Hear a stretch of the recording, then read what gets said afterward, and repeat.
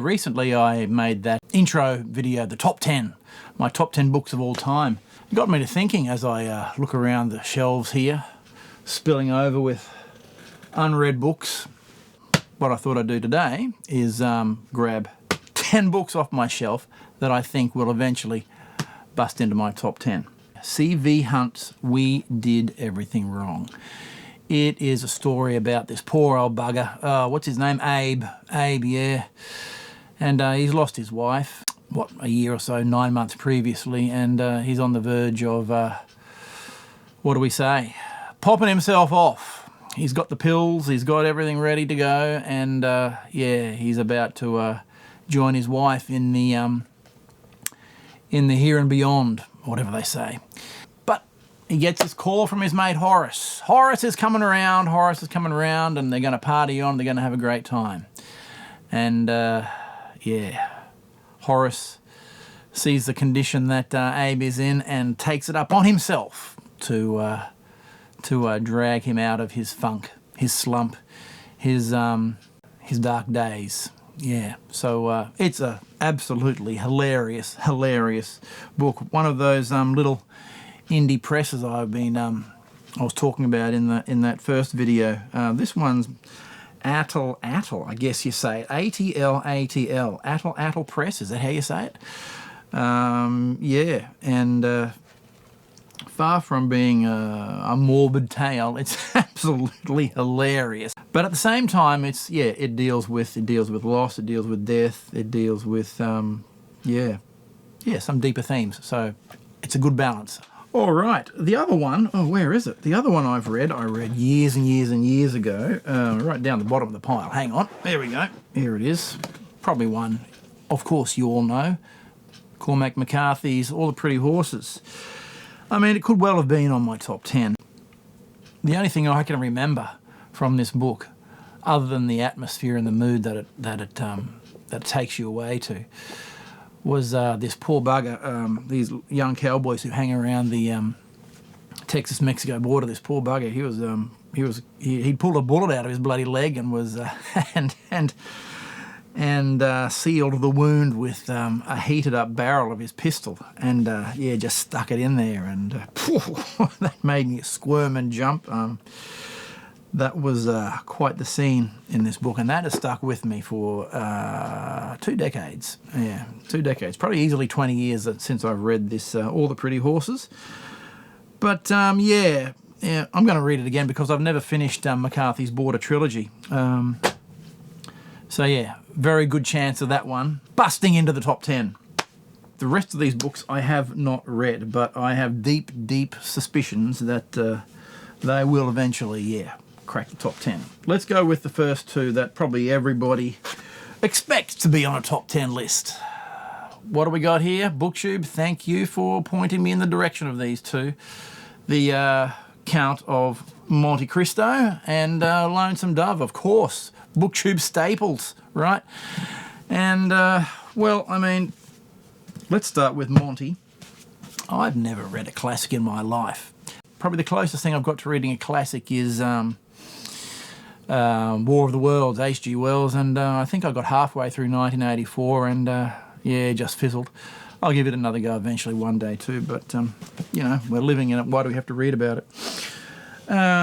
Yeah, so The Count of Monte Cristo, the hefty classic epitome of revenge tales, right? Yeah, the epitome of revenge tales. Yeah, we love a good revenge tale here at the old Unreliable Reader. Lonesome Dove, yep, sounds great. It's probably, yeah, I'm glad. I mean, I thought it was just a crap old TV miniseries or something like that back in the day. But it's got this wonderful reputation that I never would have known about had I not stuck my nose into the old BookTube community. So, yeah, looking forward to sticking my nose into this big monster as well. Speaking of doorstops, this one may be just as heavy in the content as it is in the physical weight of it. This must be easily over 500 grams, this New York, what is it, New York Book Review or whatever it is. NYRB copy of Grossman's Stalingrad. Yeah. I fully expect this to be an absolute epic. I have the trilogy. The People Immortal, I think, is kind of a loosely based, a loose kind of introduction to the trilogy, and then Stalingrad and the final one.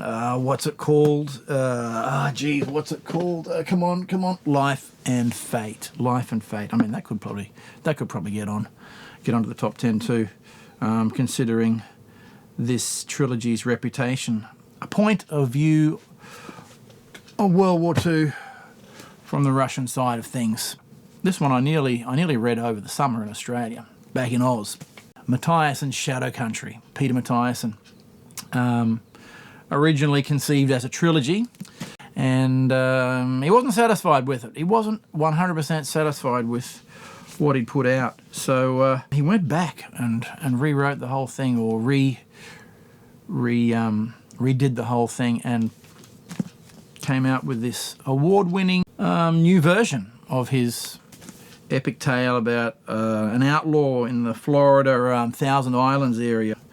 But yeah, really looking forward to getting into this. I've read the first, I think, chapter or so, and there is atmosphere and mood and darkness infused in these pages. So yeah, really looking forward to getting into that one. Speaking of warmer climes, how about this one, Shantaram? I think a lot of people have read this.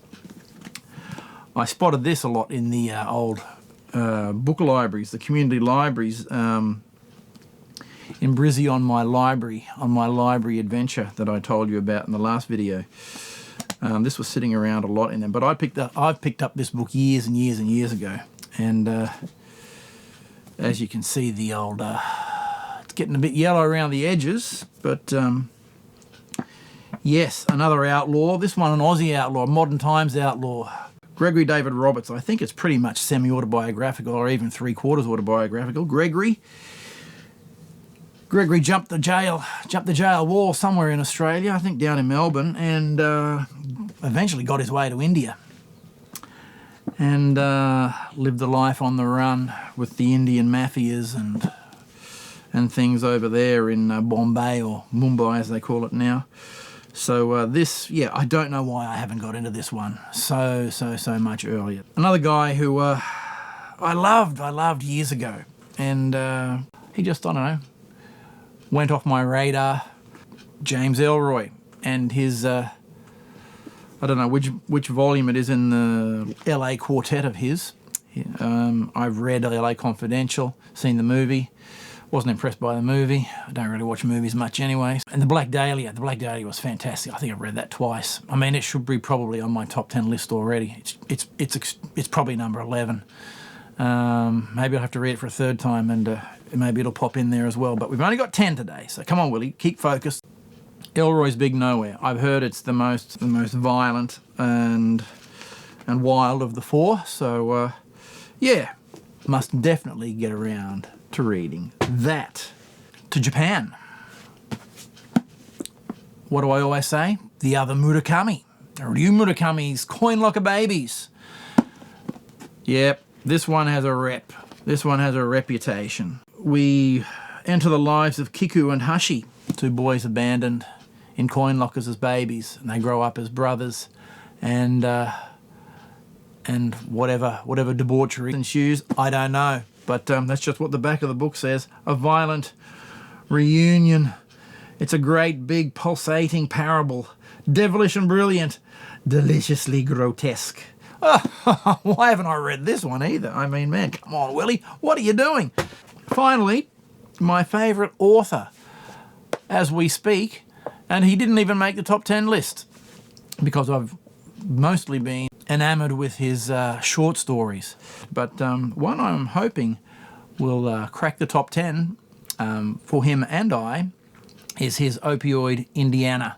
This book is about a young kid in Indiana trying to find the month's rent right at the last minute. And I assume all the people around him who should know better are all buggered up on drugs. So yeah, if it's a Brian Allen Carr book, it's bound to be a bloody brilliant one. So I've got big hopes for that one Brian to get into my top 10. So then I can rave about it a whole lot more. All right, so what do you reckon about them? I think we've got some top 10 busters there, most definitely. All right, well, hope you're reading well, and we'll catch you next time on the old Unreliable Reader.